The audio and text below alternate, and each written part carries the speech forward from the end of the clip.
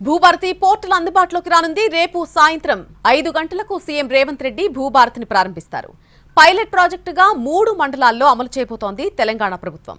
ఇక ప్రజలకు అందుబాటులో ఉండేలా పోర్టల్ను అప్డేట్ చేయాలని అధికారులను ఆదేశించారు సీఎం రేవంత్ రెడ్డి.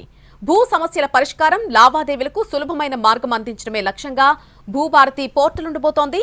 భూభారతి పోర్టల్పై ప్రతి మండలంలో అవగాహన సదస్సులు నిర్వహించాలని సీఎం రేవంత్ రెడ్డి ఆదేశించారు. క్షేత్రస్థాయిలో అవగాహన కలిగించేలా అన్ని మండలాల్లో అవగాహన సదస్సులు నిర్వహించే బాధ్యతను కలెక్టర్లకు అప్పగించాలని అన్నారు. భూభారతి పోర్టల్ ప్రజలకు సౌకర్యవంతంగా ఉండేలా చూడాలన్నారు. పైలట్ ప్రాజెక్టులో ప్రజల నుంచి వచ్చేటువంటి సలహాలు, సూచనలను స్వీకరించి పోర్టల్ను అప్డేట్ చేయాలని అధికారులకు ఆదేశాలు జారీ చేశారు రేవంత్ రెడ్డి.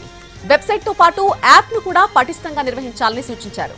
తెలంగాణలో గత బీఆర్ఎస్ ప్రభుత్వం తీసుకొచ్చినటువంటి ధరణి పోర్టల్తో ప్రజలు అనేక ఇబ్బందులు పడుతున్నారని ఎన్నికల సమయంలోనే కాంగ్రెస్ పార్టీ ఆరోపించింది. అధికారంలోకి వచ్చిన తర్వాత ఆ స్థానంలో భూభారతిని తీసుకొస్తామని చెప్పింది. ఎన్నికల హామీ అమల్లో భాగంగా ధరణి స్థానంలో భూభారతి పేరుతో రెవెన్యూ చట్టం 2025ని తీసుకొచ్చింది.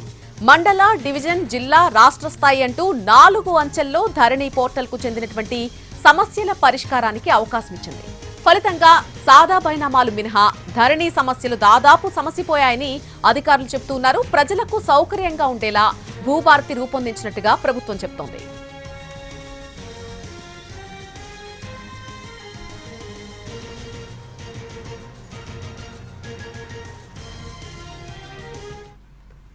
భూభారతిపై ఇవాళ కూడా సమీక్ష నిర్వహించారు సీఎం రేవంత్ రెడ్డి. కనీసం 100 ఏళ్ల పాటు వెబ్సైట్ ఉంటుందని అన్నారు. భూభారతి నిర్వహణ బాధ్యతను విశ్వసనీయ సంస్థకు అప్పగిస్తే బాగుంటుందని సూచించారు సీఎం.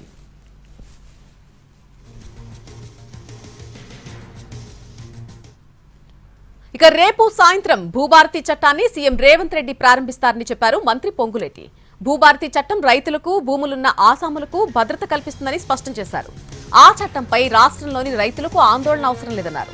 దేశంలో పలు రాష్ట్రాల్లోని చట్టాలను పరిశీలించిన తర్వాత పకడ్బందీగా భూభారతిని రూపొందించామని చెప్పారు ఆయన. ఎవరు రెచ్చగొట్టినా ఆందోళన చెందాల్సిన అవసరం లేదన్నారు పొంగులేటి.